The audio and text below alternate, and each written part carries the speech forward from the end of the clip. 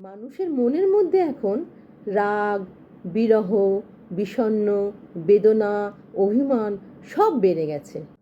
আমার পয়েন্ট হচ্ছে self love.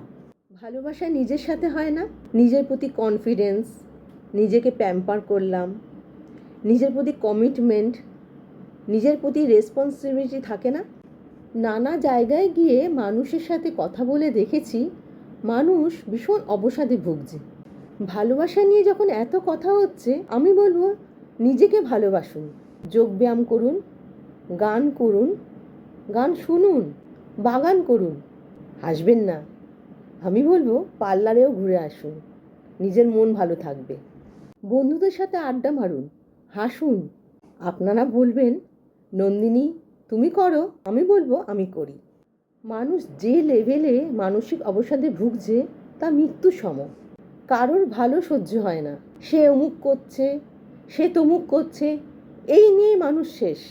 ভেবে আপনারা আপনাদের মতামত জানাবেন।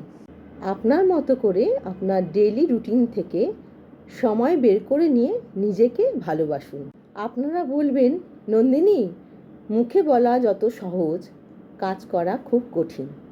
একবার একটু চেষ্টা করে দেখি না নিজেকে ভালোবেসে কতটা ভালো থাকতে পারি। আপনাদের কাছে আমি একটা প্রশ্ন রাখব।